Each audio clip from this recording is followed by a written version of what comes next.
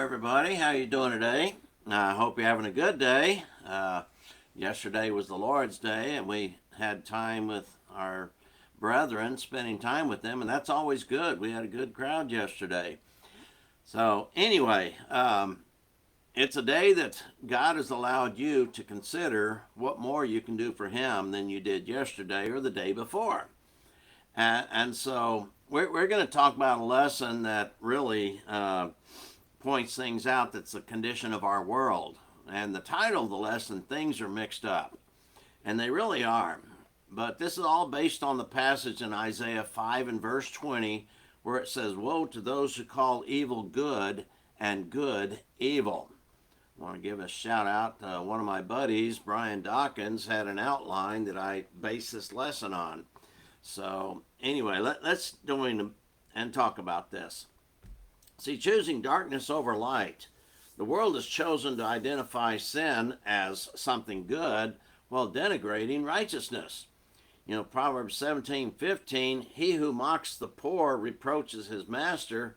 He who rejoices at calamity will not go unpunished."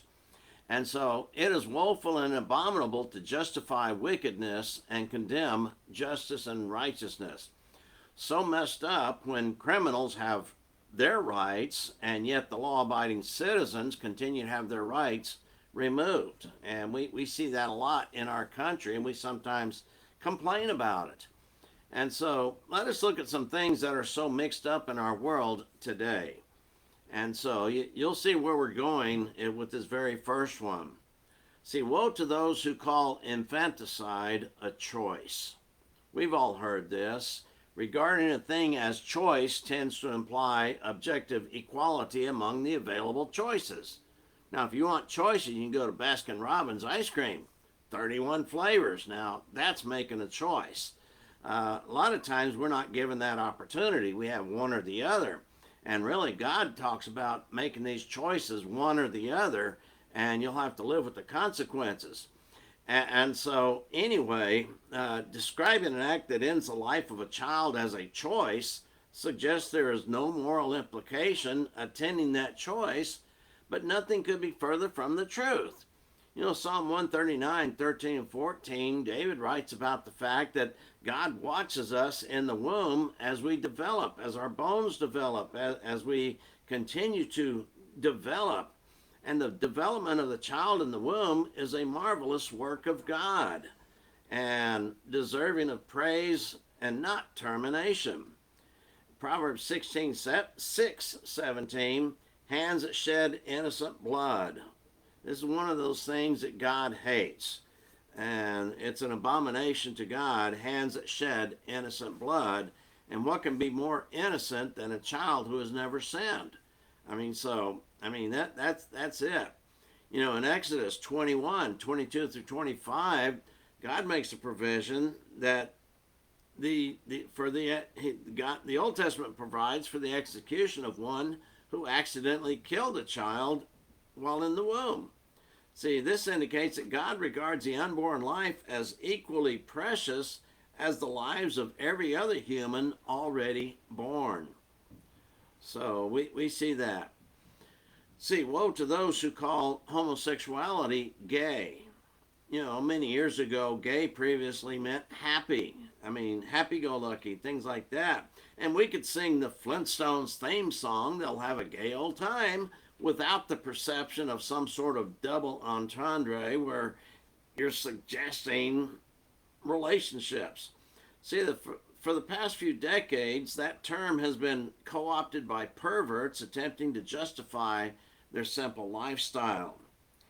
Jude 5-7 talks about these people developing their own lifestyle. And yes, there's sins involved. Genesis 19 talks about the sins of the people in the city of Sodom. And he tells us throughout the scriptures the people of Sodom are still burning because of the strange flesh they pursued. Paul mentions this in Romans chapter 1, 20-27. And God perceives homosexuality as unnatural, whether practiced by men or women.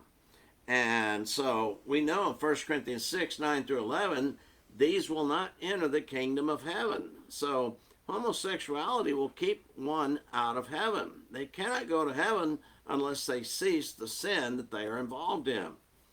And so we also understand that people can change, because Paul said there in the latter part of that passage, such were some of you. I mean, you used to do this, but now you're living a righteous lifestyle. So people can change. Don't try and tell people, well, you can't help it, or you were made that way. No, it is a choice people make. And really, it's the wrong choice. See, woe to those who call fornication love. I mean, unmarried people have sex and call it love making. I mean, but there is no love in dragging another soul to hell with you. Think about that. See, 1 Corinthians 6, 18 through 20, sexual immorality must be fled from. We must get away from it. And so when the temptation arises, the godly will run away from fornication. You know, like Joseph did. When Potiphar's wife reached out to him to drag him into bed, David fled, and he left his cloak behind. So anyway, in 1 Thessalonians 4, 3 through 8, we read it as God's will and man's sanctification to practice abstinence and get themselves in a right relationship. Hebrews 13:4, God does approve of sex, and it's only found in lawful marriage is the only appropriate outlet for that need. All other sex is condemned, and those who continue to practice the other types of sex, they're going to be lost. I mean, they're not going to go to heaven. All right. Woe to those who call dens of lewdness and lust gentlemen's clubs.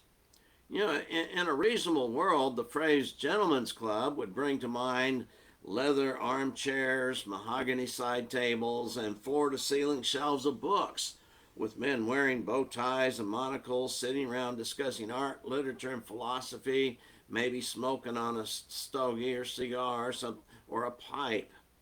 But see, unfortunately, as half the billboards in Las Vegas indicate, what is meant by the phrase is a strip club in which naked or nearly naked women straddle vertical poles or gyrate in the laps of men. And it's all to turn them on, get them all excited. So they'll spend more money and get involved in the fornication. See, Matthew 5, 27 through 30, Jesus said lustful thoughts are as wicked as adulterous actions. And so the men and women who watch strippers are sinning, and associated but distinct sin from lust is lewdness. And so it characterizes the dancing of the performers.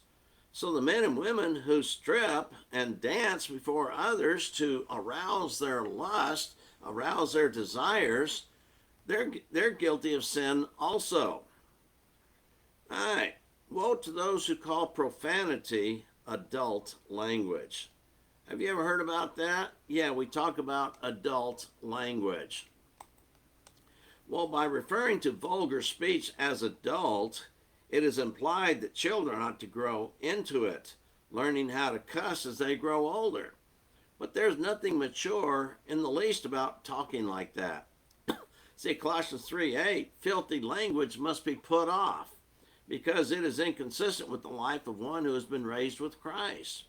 And Ephesians 4:29 and chapter 5 verse 4, a corrupt word cannot impart the necessary edification. And of course, coarse jesting is not fitting any time around Christians. In James 3, 2 through 12, we have to learn to control our tongue. And so vulgarity, even though it's called adult language, I mean, it's no different than the strip clubs being called adult entertainment. I mean, everybody knows what it's talking about. Anytime you throw that adult on there, yeah, there's sin involved. So keep that in mind. And then, yes, there's some, woe to those who call enabling laziness welfare. Yeah, there's a reason for welfare, and yes, there's a good cause and motive behind it, but sometimes when you enable someone just to be lazy, that's not really what we call welfare. That is destruction to their soul. See, there's nothing either well or fair about confiscating the earnings of one party and transferring them to another who will not work. You know, 2 Thessalonians 3:10 and Proverbs 16:26. Those who will not work do not deserve to eat. And so, and Ephesians 4:28 tells those who are working should be considerate to those either unable to work or who don't have. And so we need to share with those who do not have. And yes, we saw in the early church, as conditions warranted, the people gathered together and they had all things in common. They shared things. And some of them actually sold their property and allowed the apostles to distribute as there was a need. So where there is a collective sharing, it is among believers, that is, in the church. And of course, it's not a political jurisdiction with geographic boundaries either. So yes, welfare, while might be appropriate for some, it enables others. Of course, that's what money does anyway. Anytime there's an opportunity to get money, they're going to do it. We see what happened when the pandemic came, and we start hearing stories about all these rich people taking in money from the government. And supposedly they're supposed to pay it back, but chances are a lot of them did not. So, all right. Another thing we can say is, woe to those who call the approval of sin tolerance. We've all heard that. They want us to be tolerant. We need to accept people for what they are and who they are. See, the sinners of this generation demand their behavior be accepted and celebrated, and accusing those who do not do so of harming them in some way. Oh, you hurt my feelings, and so we might get. See, Romans 1:32, the Apostle Paul strongly implied that those who approve of evildoers are just as guilty as the evildoers themselves. Proverbs 28:4, the wicked are praised by the forsaken. And so, if we intend to keep the law, then we must contend with the wicked. We cannot tolerate them. You know, Ezekiel in chapter 3 and 33 talks about the fact he is a watchman. It is not enough to simply not do the evil. It is necessary as well to rebuke those who do such deeds and to warn them of the consequences of their behavior. And so otherwise, we might be punished right along with them. You know, some people get this idea, well, they're going to do evil anyway, so why should I say anything to them? Why should I warn them? Well, that's really not your decision to make. God made that decision for you when we're supposed to warn people about the consequences of their sins. All right, and this brings up the next point. Woe to those who call reproof judgmentalism. Oh yeah, don't judge me. I mean, we hear that. People love that phrase, do not judge. I mean, so people who don't like to be told they're wrong will exercise their judgment, of course, poorly, of course, to accuse the ones correcting them of being judgmental. I mean, they have to make a judgment to do that. And so, yes, those who say do not judge are usually guilty of hypocritical judging in the first place. But John 7:24, Jesus taught his followers to judge, but using a proper standard, and that is righteous judgment. In other words, determining if a thing is right or wrong, and the person doing something that is wrong is on the wrong pathway, and so we need to be able to warn them. And so Jesus taught his followers this thing. And so just appearance is inadequate. Jesus said, don't judge according to appearance. I mean, you have to sometimes get down and talk to a person and see maybe why they did what they did. And if they were doing something wrong, it gives us the opportunity to point out, well, you know, God doesn't like that. Jesus doesn't like that. And so Jesus made the point that just because a man with the log sticking out his eye is poorly equipped to remove dust from the eye of another, it does not mean dust in the eye should be left there. I mean, the speck should not be left there. It needs to be taken care of. And just make sure you're in a right relationship with God in order to do that. Proverbs 12:1, the Holy Spirit inspired the word stupid to describe one who hates to be corrected. In Proverbs 3:11 and 12, correction derives from love. It is the easy course to overlook one's sin just to get along, and it shouldn't be that way. But it takes loving courage, however, to make the sometimes heart-wrenching decisions. Maybe we have to have a lot of angst about this, maybe some sleepless nights, but we need that courage to confront another about the behavior that will cost him or her their soul. And then we could say, woe to those who call obedience legalism. This is a word that's popped up in recent years. See, those who take seriously the commands of the Lord are often called legalists. I mean, that's basically, that charge comes from people who want to do their own thing, who don't really want to follow book, chapter, and verse, or follow the Bible even. But so they just throw this word out there, and really when they throw that word out there, it's designed to stop someone. Oh no, I'm sorry, I said that. And get you to do that. I mean, so it's as if keeping the law is somehow a bad thing. And so these suppose that because Christians are now under grace, there is no law. And yes, I've heard some of them say that. Well, there is no law. We're under grace, so we can do whatever we want. No. Romans 4:15 tells the existence of sin, which is what transgression is, proves the existence of law, proves the necessity of law. And so we find out in several places that we're supposed to be doers of the law, not hearers only, James 1:25. And so just because the law of Moses has been removed does not mean there is no law. No, the law of Christ is very much in effect. And the teaching of the law of Christ we have in the New Testament, as the apostles and the writers, holy inspired writers, taught people how to live their lives, how to conduct their worship, and how to behave amongst each other. And so all those things were necessary. And so we know that Jesus saves the obedient, but the disobedient will be punished. You know, people like to quote like Hebrews 5:9, he is the author of salvation to all those who obey him. But John 3:36, those who believe in the Christ will have eternal life, but those who do not obey the Christ will not see life. And that's what they leave out.